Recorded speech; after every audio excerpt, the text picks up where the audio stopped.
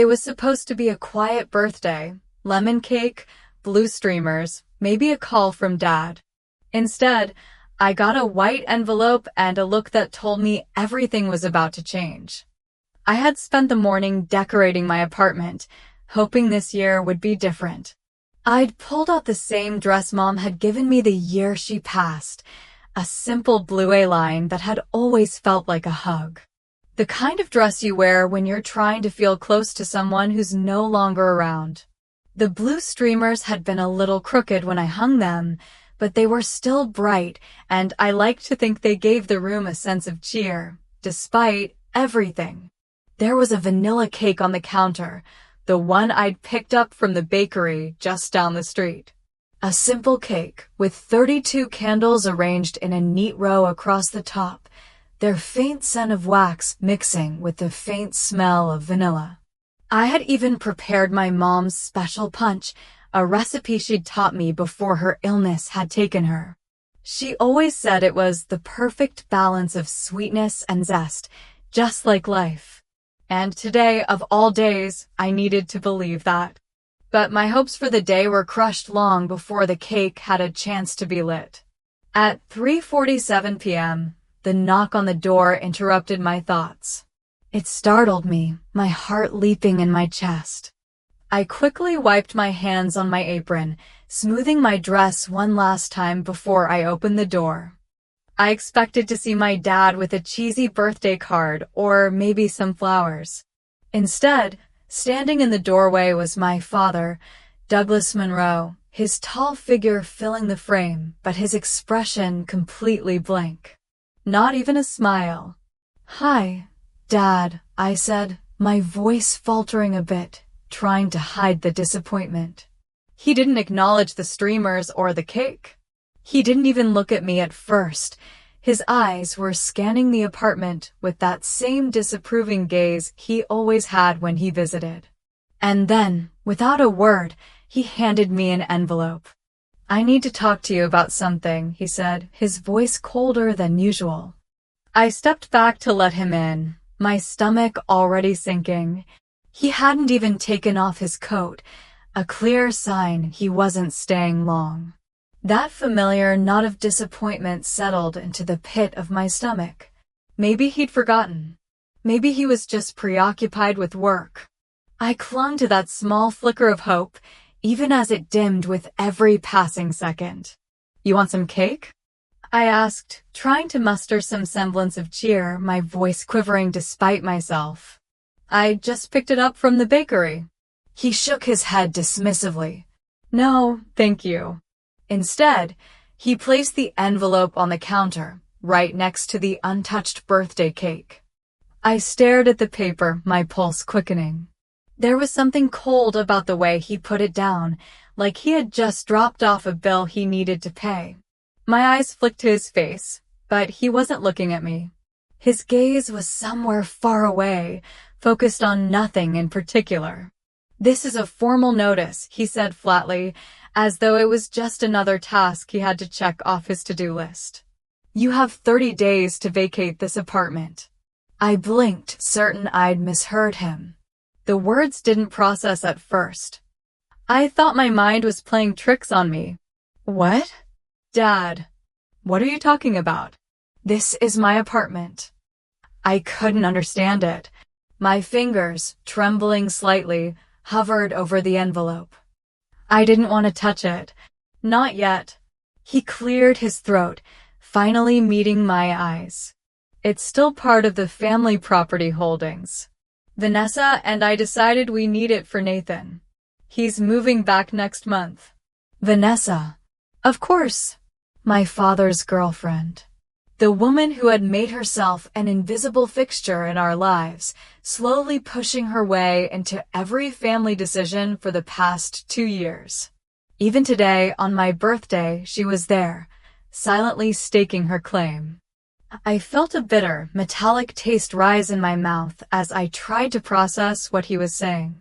"You're evicting me on my birthday?" My voice cracked slightly, and I hated myself for letting it show. The words had barely left my mouth when I saw him meet my gaze for the first time, and there was no remorse in his eyes. No recognition of the hurt he was causing. His face was as cold as the decision he had just made.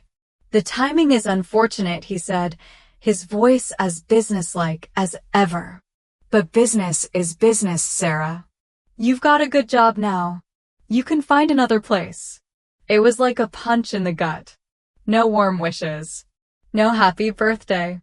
Just a cold, impersonal statement. My throat tightened, but I didn't let the tears show. Instead, I just nodded, holding back everything I wanted to say. I couldn't say anything. There was nothing left to say. He was already turning to leave, as though our entire relationship could be packed up in a few words. I watched as he grabbed the door handle, the silence in the room heavy. I glanced back at the cake, the one I had made all the arrangements for, the one I had hoped would be a small, happy moment in this long year. As soon as the door closed behind him, I sank into the chair by the counter, the weight of the eviction notice pressing down on me. But the strangest thing happened then. A calm swept over me.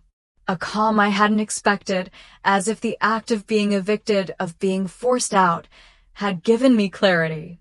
I stood up, my movements slow and deliberate, and walked over to the drawer where I kept the papers I'd never meant to reveal. I had never expected to use them, but now I realized I had no choice. I opened the drawer and pulled out the locked folder, my fingers brushing over the cool metal. Inside were the mortgage papers for the house, the family house. The house I had quietly taken control of 6 months ago when Dad's business was failing, when he'd failed to acknowledge just how close we were to losing everything. The house I had saved. The papers were in my name. My payments. My secret. I folded the eviction notice carefully and slid it into my purse. The thought of confronting him with this truth had never crossed my mind before. But I knew now that the time had come. And somehow it felt like my birthday wish had already been granted. Not in the way I had expected, but in a way that would change everything. Everyone thinks the house belongs to my father. They don't know I've been paying for it since the day the bank called me, not him. The house was never just bricks and beams to me. It was where Mom baked her famous pies, where she'd plant roses in the backyard and hum softly, her hands covered in dirt, but her spirit vibrant. It was where I spent years memorizing the scent of her perfume in the living room, the light streaming in from the kitchen window every morning. My family's home, the Monroe family home. But now it's just a property, a thing to be sold, a financial asset that has nothing to do with the memories it holds. I learned early that we weren't really a family of words. My father, Douglas Monroe, had always been a man of business. When Mom was diagnosed with cancer, I became the person who spoke for all of us. I was only 16, but I knew what was needed. I learned to keep the house running, help with homework, cook meals, and make sure my little brother, Nathan, and my baby sister, Emily, didn't feel the absence of our mother too sharply. I became a mother in a way, a shadow of the woman who had taught me everything. But instead of applause or gratitude, there was only the silence of a man lost in his work. Mom's voice echoed in my head that night before she passed. "Promise me you'll hold this family together," she had whispered from her hospital bed, her voice weak but firm. I had promised without hesitation. I didn't know then that I'd be carrying that promise, that burden, for years to come. In those early years, I did it all.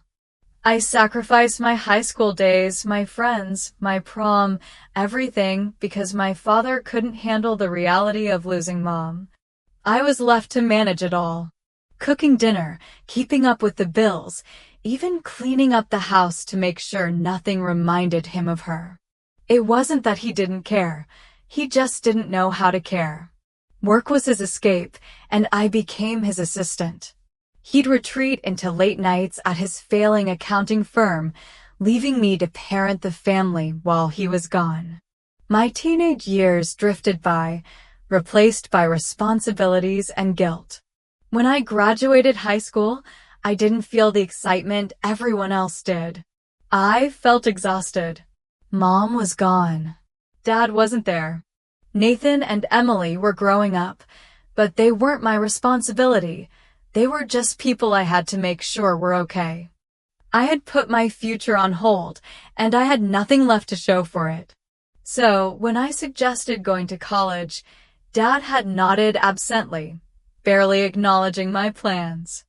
I gave up on that dream to make sure the family didn't fall apart completely. I worked full-time at his firm during the day, answering phones and typing up reports, but it wasn't enough. I had to make money elsewhere too.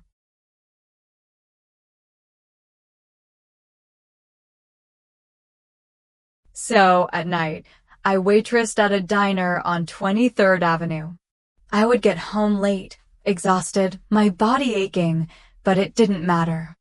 I had to make sure the house didn't go under. I had to make sure Nathan's homework was done and Emily was tucked into bed. At 21, I discovered something that would change everything. I had planned to access the college fund my parents had set up for me years ago, a fund that had been untouched since Mom's passing. But when I opened the account, I found it was empty. "Your father took it," the bank manager had said, her voice sympathetic but firm. He said he needed it for the firm. I couldn't breathe for a moment. All those years, all those sacrifices, and my father had taken my future, my college savings, to fund his failing business. I stood there in that bank lobby, tears welling up, but I didn't let them fall. I didn't want anyone to see. I had to be strong. For everyone. But that was the moment I realized something. Something had to change. If my father couldn't see what was happening, if no one would notice how everything was crumbling around us, then it was up to me to fix it. Alone. I started working at night, attending college classes after my shifts at the diner. I took accounting, the one thing I had some control over. The one thing I could make work.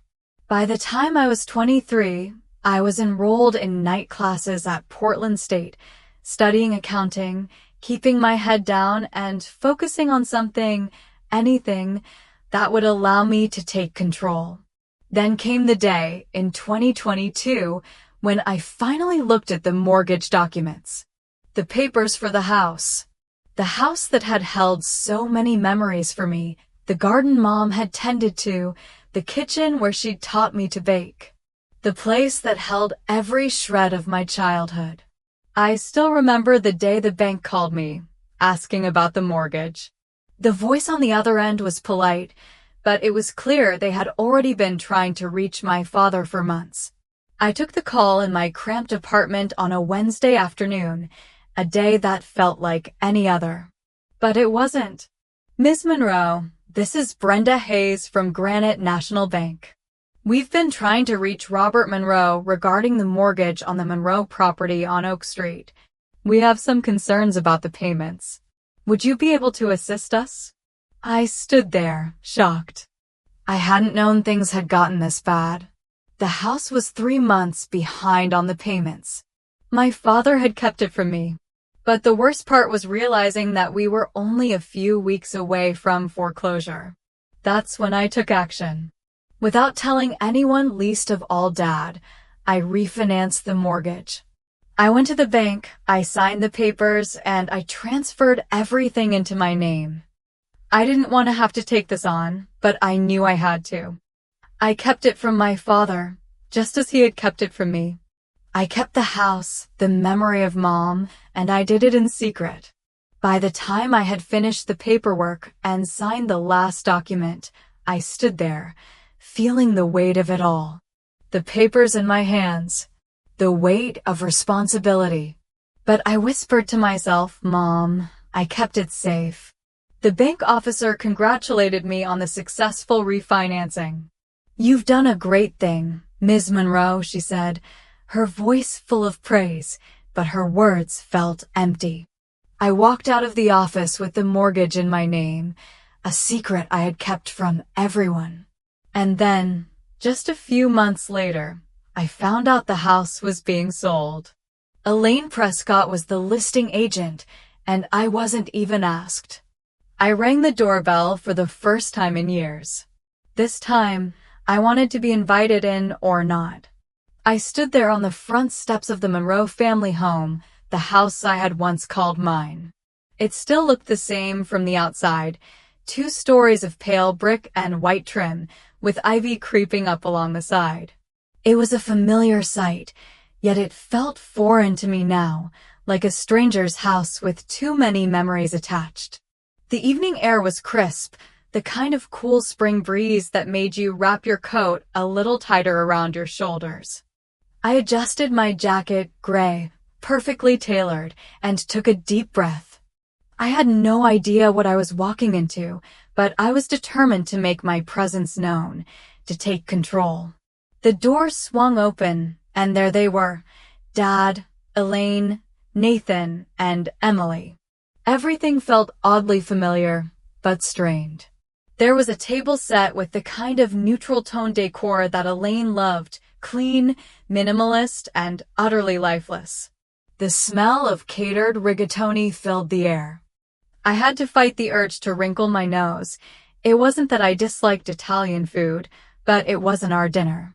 Our Sunday meals used to smell like garlic bread and rosemary, the scent of something lovingly made.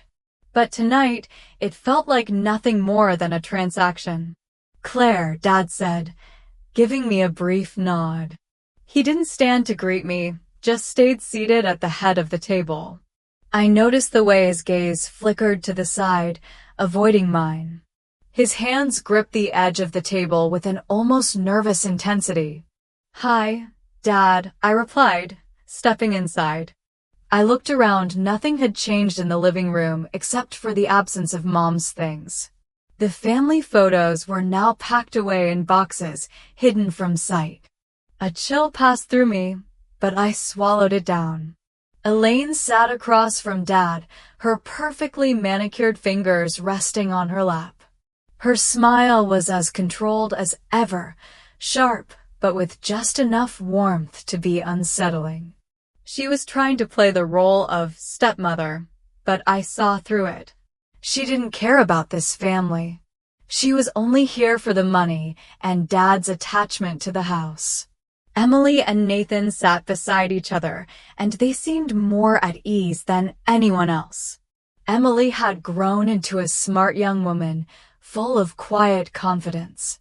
Nathan, always the easygoing one, smiled when he saw me. "Hey, Claire," he said, but there was an awkwardness in his tone that didn't quite match the warmth I used to feel from him. I took my seat, just a few spots down from Dad, at the edge of the table. The small talk began as expected: who had watched the game last night, how work was going, how school was treating Nathan and Emily. But I couldn't focus on any of it. I was here for one thing, and one thing only: the truth. Dinner came and went. No one talked about anything of importance. It felt like we were all pretending to be a family again, when in reality, nothing was the same anymore. I barely touched the food, the rigatoni now cold on my plate. I could feel the tension hanging in the air, thick and unspoken. Finally, after dessert, cake from Costco, a far cry from the homemade treats Mom used to make, Dad cleared his throat, his eyes flicking to me once more. "So," he began, his voice cold, "have you started looking for a place yet? You know the deadline is coming up." I didn't respond immediately. I had nothing to say to him, not after what he had done. Elaine leaned in, her smile still painted on her face. "Actually," she added, her voice sweet, yet with a certain sharpness to it, "the house has already been listed. We're moving forward with the sale." There it was. The moment I had been expecting. The moment that would shift everything. I knew that if I said nothing, they would keep treating me as if I had no power, no say in the matter. I couldn't let that happen. Not anymore. I reached into my purse slowly, my fingers brushing over the leather folder that had been tucked inside for the past week. The folder that held everything, the key to everything. I slid it across the table, my eyes meeting Dad's. The silence between us stretched, and for a brief moment, the room felt too quiet. Dad looked at the folder, his brows furrowing in confusion. He glanced at Elaine, who seemed just as confused as he was.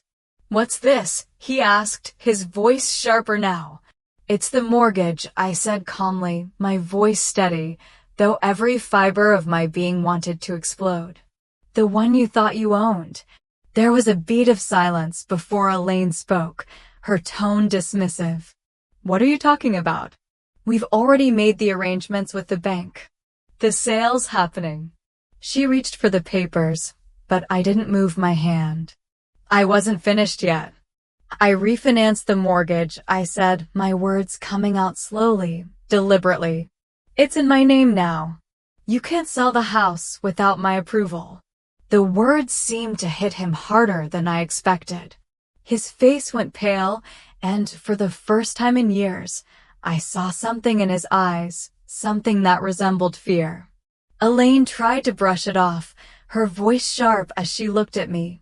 "You can't do this, Claire.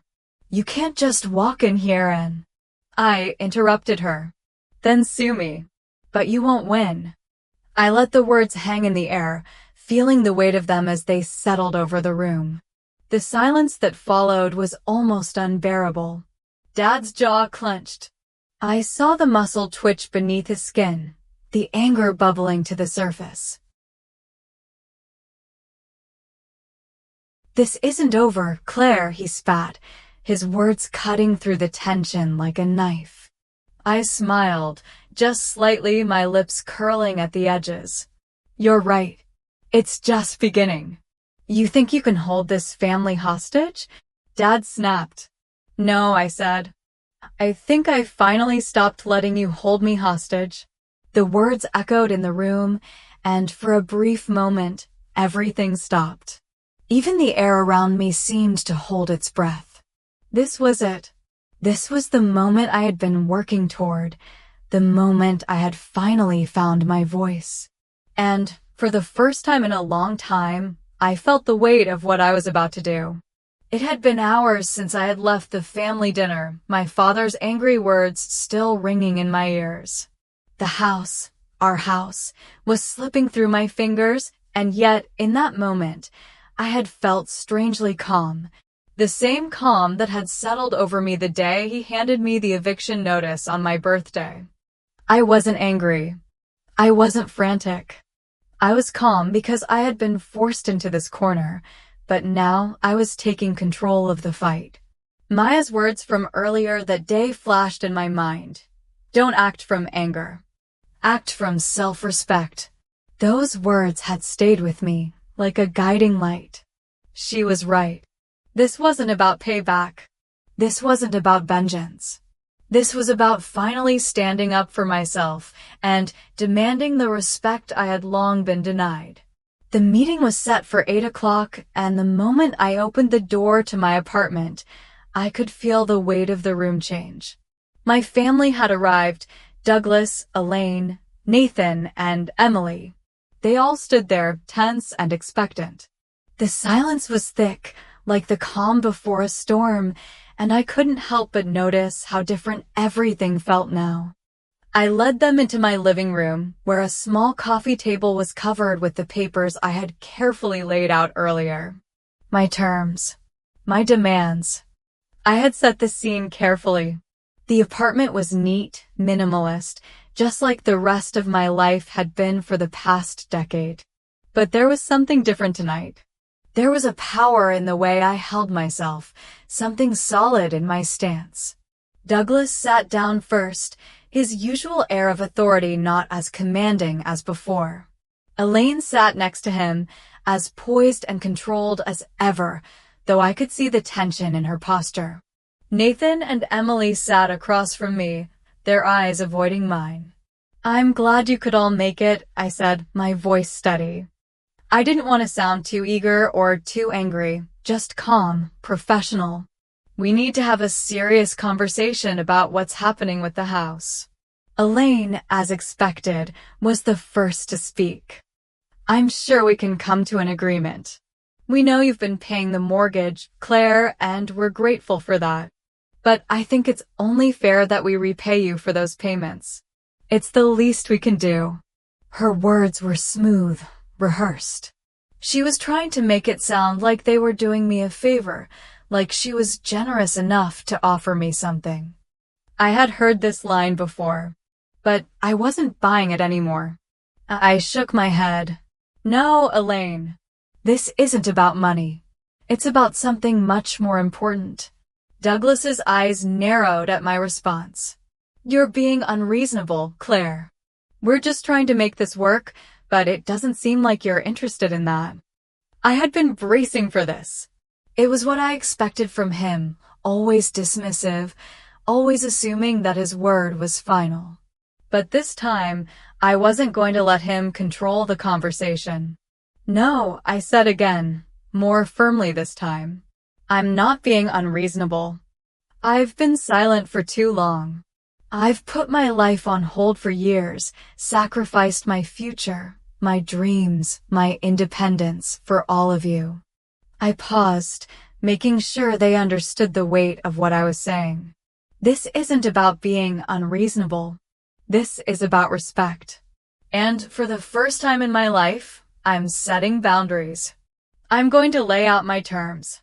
Douglas didn't respond immediately. His face was a mask of frustration, but he remained silent. It was time to lay it all out. I reached for the folder on the coffee table and pulled out the papers. I slid them across to him slowly, deliberately, making sure everyone could see the bold, official text, "Mortgage agreement." "You can't sell the house," I said, my voice steady. "You can't do anything with it without my approval. Because I'm the one who holds the mortgage. It's in my name. I'm the one who saved the house. I'm the one who paid for it. You can't touch it without me." A heavy silence fell over the room. Elaine opened her mouth, but I held up my hand to stop her. "This isn't up for discussion. These are my terms. You'll respect them or we'll go to court." Elaine tried to dismiss me, her tone still sharp, but laced with concern. "You can't just hold us hostage like this, Claire. There's got to be a better way to handle this. We're family." I leaned forward slightly, my gaze unwavering. "Then sue me." "But you won't win," I said, my voice calm but firm. There was nothing more to say. The room felt like it was holding its breath. Dad's jaw clenched, his knuckles turning white as he gripped the edge of the table. "You think you can just take control of everything?" he snapped, his voice louder than I expected. "You think you can hold this family hostage?"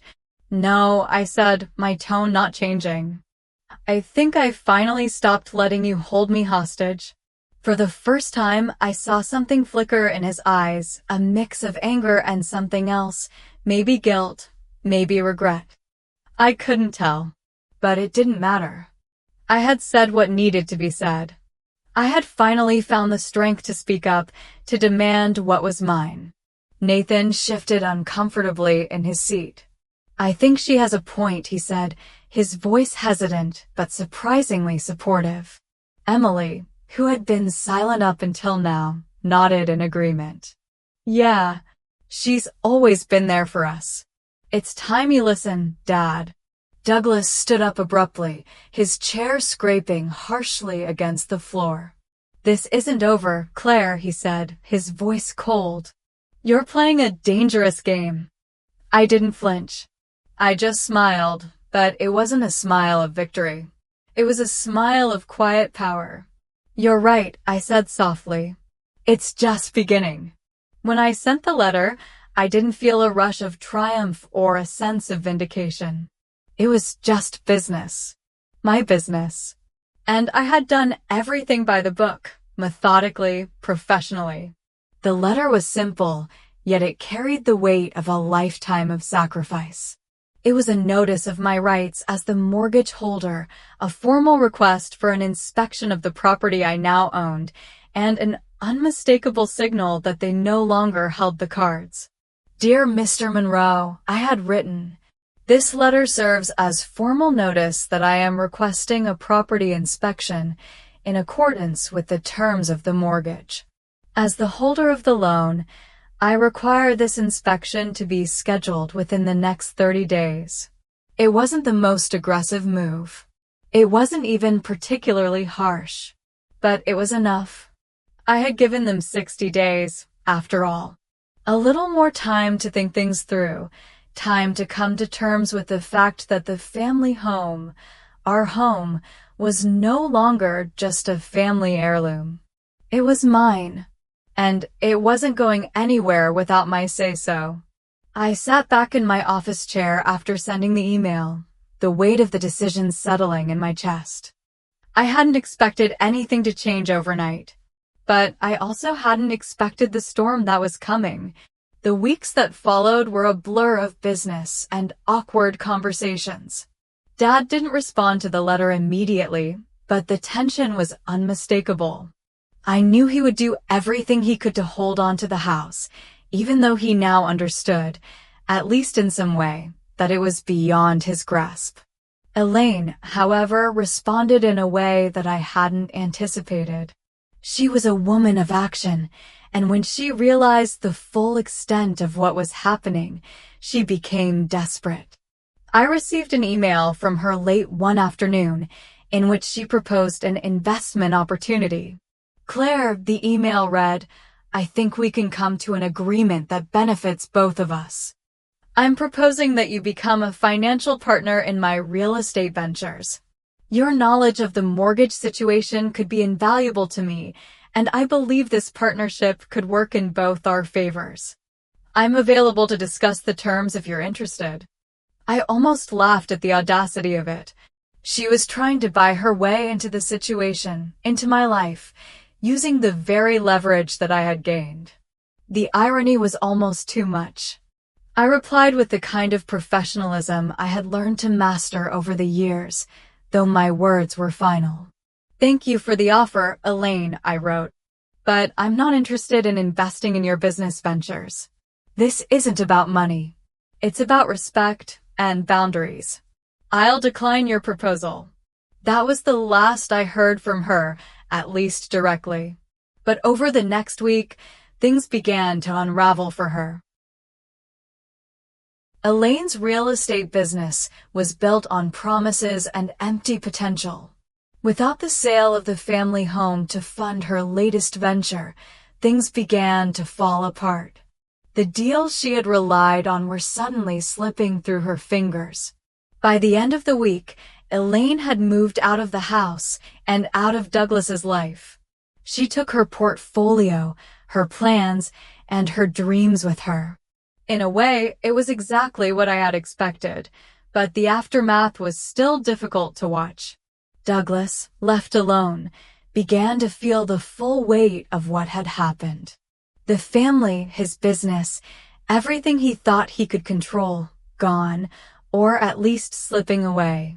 One evening, 2 weeks after the dust had settled, I was sitting in my apartment, reviewing some documents when I heard a knock at the door. My heart sank. I knew who it was before I even looked through the peephole. I opened the door, and there stood my father, Douglas Monroe. But this wasn't the man who had walked into my apartment months ago, demanding that I vacate the place. This man was tired. His shoulders were slumped, and his eyes were weary. There was no bravado, no pride, just the weight of everything crashing down on him. Claire, he said softly, his voice strained. Can we talk?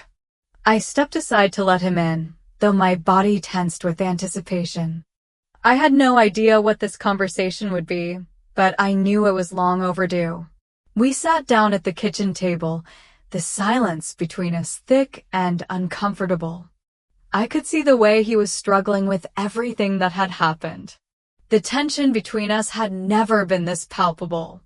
"I didn't know you'd saved us," he said finally, breaking the silence.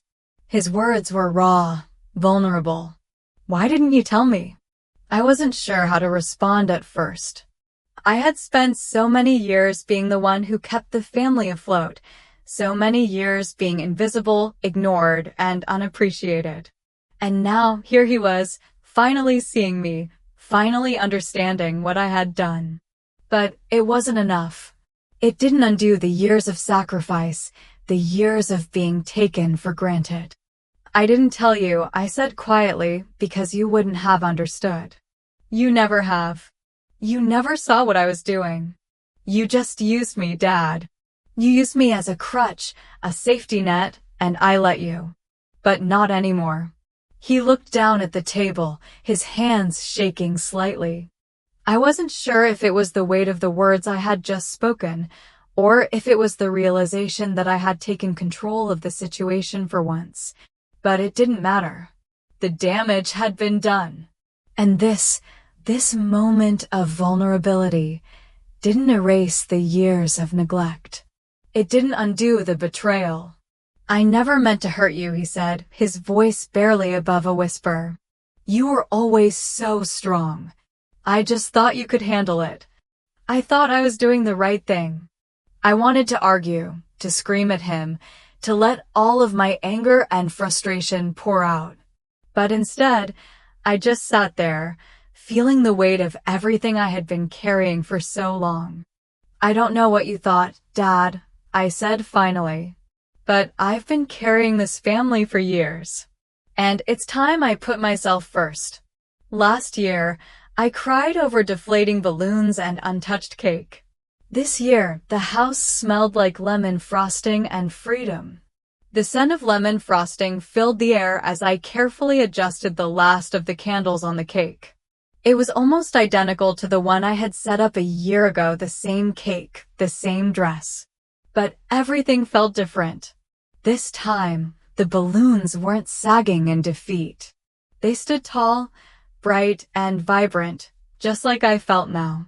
Last year, I had cried into the frosting alone, wondering what had happened to the family I used to know. This year, the house felt alive with memories, new beginnings, and most importantly, my own sense of belonging. The Monroe family home, the house that had once felt like a prison, was mine now. Its familiar walls had been revived, not just by the work I had done on it, but by the way I had stepped into my own power. The garden, Mom's garden, had come back to life in the most beautiful way, with flowers blooming where weeds had once overtaken. I had planted new flowers alongside the old, a small tribute to the woman who had taught me how to care for everything. The house was hers, but now it was also mine. I stepped back to admire the room. The living room, once sterile with Elaine's influence, now felt warm. The photos that had been stashed away in boxes were back on the walls, and I had restored the old furniture, even adding a few new pieces that made it feel like my space. It wasn't perfect, but it was mine.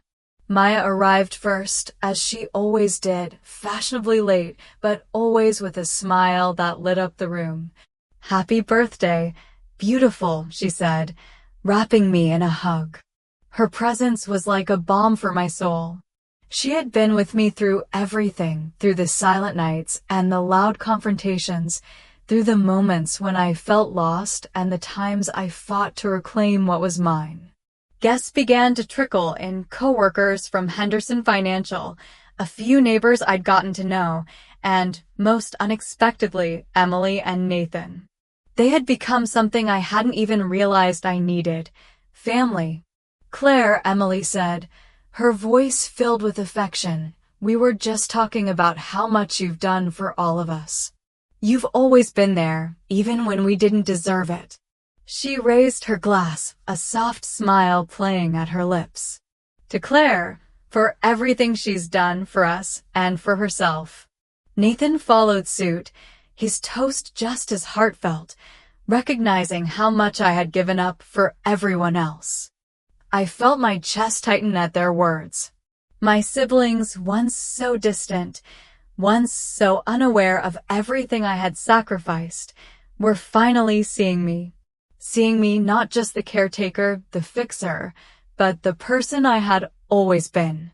I nodded at them both, my heart full. Thank you for seeing me. As the evening went on, the house filled with laughter and light.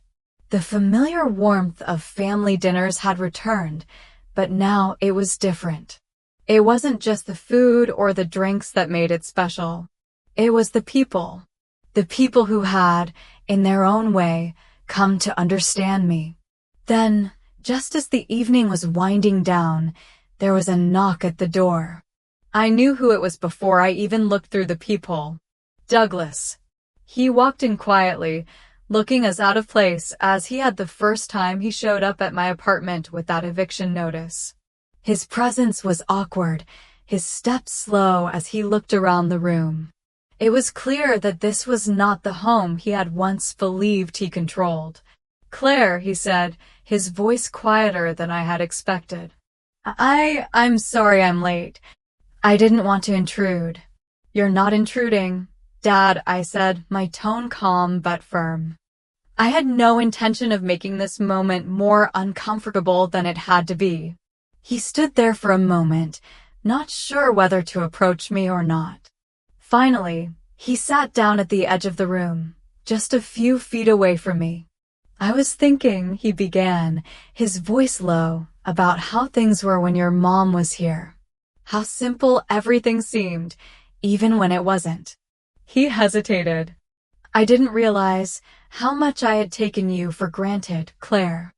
I wanted to say something, wanted to finally let him know how much pain I had been in, how much I had sacrificed for this family. But instead, I just let the silence stretch between us. There was no need for words, not yet. Not when the reality of everything had finally sunk in. Douglas reached into his coat pocket and pulled out an old photograph. It was a picture of me and Mom, both of us in the garden, laughing as we planted tulips. I hadn't seen that photo in years. I found this while going through some old boxes, he said, handing it to me. I remember this day. Your mom, she always had a way of making everything feel right, even when it was hard. I stared at the photo for a moment, feeling the weight of it. I hadn't realized how much I had missed her until this very moment. She was always in the background of my life, even in her absence, but now, for the first time in years, it felt like she was here with me. I kept my promise, Mom, I whispered softly, my voice barely above a breath. Just not in the way I thought I would. Douglas didn't say anything at first. He just sat there, looking at me, his face a mixture of regret and understanding. For the first time, I felt like we were truly speaking the same language. There were no more hidden motives, no more walls between us. Standing in the garden that my mother had tended for so many years, I felt the peace I had been searching for. It was the moment I realized that sometimes we need to stand up for what is important to us, not with anger, but with patience and respect. My story is not only about winning family battles, but also a lesson in love and sacrifice. In life, we are sometimes faced with difficult decisions, but if we listen to and love ourselves, we will find the strength to change our lives, whether it is about family or our own dreams. Remember, love is not only about silent sacrifice, but also about setting boundaries to protect ourselves. If my story has touched your heart, please share your thoughts with me. We can always learn from each other and go through difficult times together.